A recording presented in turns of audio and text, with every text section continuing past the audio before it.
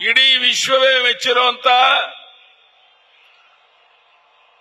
ನಮ್ಮ ನೆಚ್ಚಿನ ಪ್ರಧಾನಿ ನರೇಂದ್ರ ಮೋದಿಜಿಯವರು ಇವತ್ತಿಲ್ಲಿಗೆ ಬಂದು ಬಾಗಲಕೋಟೆಯ ನಮ್ಮ ಅಭ್ಯರ್ಥಿಯಾದಂತ ಗದ್ದಿಗೌಡರ್ ಹಾಗೂ ಬಿಜಾಪುರದ ನಮ್ಮ ಅಭ್ಯರ್ಥಿಯಾದಂತ ರಮೇಶ್ ಜಿಗಜಿಣಗಿ ಪರವಾಗಿ 7ನೇ ತಾರೀಕು ತಮ್ಮ ಮತವನ್ನು ಚಲಾವಣೆ ಮಾಡಿ ಇಬ್ಬರನ್ನ ಸುಮಾರು 2 ಲಕ್ಷಕ್ಕೂ ಹೆಚ್ಚಿನ ಅಂತರದಲ್ಲಿ ಗೆಲ್ಲಿಸಿಕೊಡಬೇಕು ಅಂತ ಕೇಳಕ್ಕಿಲ್ಲಿಗೆ ಬಂದಿದ್ದಾರೆ.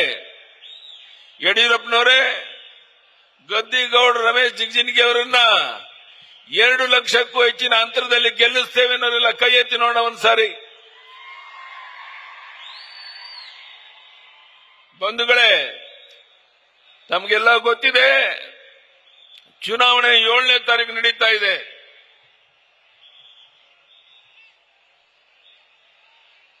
ರಾಜ್ಯದಲ್ಲಿ ಭೀಕರ ಬರಗಾಲ, ಕುಡಿಯೋ ನೀರಿನ ಹಾಹಾಕಾರ, ಜಲಾಶಯಗಳಲ್ಲಿ ನೀರಿಲ್ಲ, ರೈತ ಸಂಕಷ್ಟದಲ್ಲಿದ್ದಾನೆ, 100ಕ್ಕೆ 90 ಭಾಗ ಬಿತ್ತನೆ ಆಗಿಲ್ಲ. ಇಂಥ ದಾರುಣ ಪರಿಸ್ಥಿತಿ ಇದ್ರೂ ಸಹ ಈ ಸರ್ಕಾರ ಕೈ ಕಟ್ಟಿ ಕುಂತಿದೆ. ಎಲ್ಲಕ್ಕೂ ಡೆಲ್ಲಿ ಕಡೆ ಕೈ ಜೋಡಿಸುವಂತ ಪ್ರಯತ್ನ ಮಾಡ್ತಾ ಇದೆ. ಇಂಥ ಬೇಜವಾಬ್ದಾರಿ ಸರ್ಕಾರ ಕರ್ನಾಟಕದಲ್ಲಿ ಮುಂದುವರಿಯುವಂತಹ ಯಾವುದೇ ನೈತಿಕ ಹಕ್ಕಿಲ್ಲ. ಈ ರೀತಿಯ ಒಂದು ವಿಷಮ ಪರಿಸ್ಥಿತಿನಲ್ಲಿ ಕೇಂದ್ರ ಸರ್ಕಾರ ಏನು ಸಹಕಾರವನ್ನು ನೀಡಬೇಕು ಅದನ್ನು ನೀಡಿದೆ.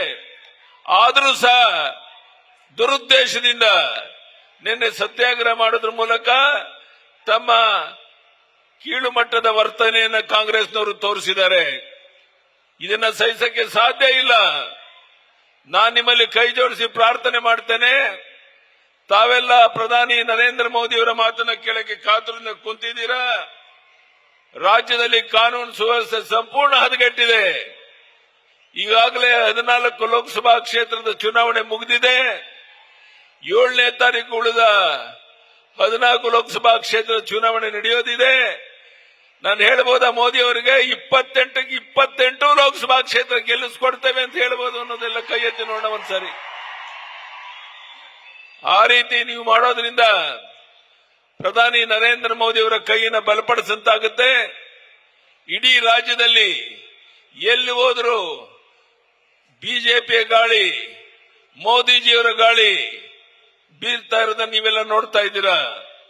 ಇಂಥ ವಿಶೇಷವಾದ ಸಂದರ್ಭದಲ್ಲಿ ಈ ಉರಿ ಬಿಸಿಲಿನಲ್ಲಿ ಇಷ್ಟು ದೊಡ್ಡ ಸಂಖ್ಯೆಯಲ್ಲಿ ಸೇರಿರುವಂತ ನಮ್ಮೆಲ್ಲ ಅಣ್ಣ ತಮ್ಮಂದಿರಿಗೆ, ತಾಯಂದಿರಿಗೆ, ಮಾಧ್ಯಮದ ಸ್ನೇಹಿತರಿಗೆ ವಂದನೆ, ಅಭಿನಂದನೆಯನ್ನು ಸಲ್ಲಿಸಿ ನನ್ನ ಮಾತನ್ನು ಮುಗಿಸ್ತೇನೆ.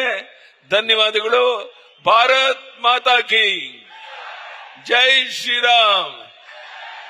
2 ಕೈ ಎತ್ತೇಳಿ ಜೈ ಶ್ರೀರಾಮ್. ಪ್ರಧಾನಿ ನರೇಂದ್ರ ಮೋದಿಜಿಯವರಿಗೆ ಭಾರತ್ ಮಾತಾ ಕಿ. ಧನ್ಯವಾದಗಳು. ನಮಸ್ಕಾರ.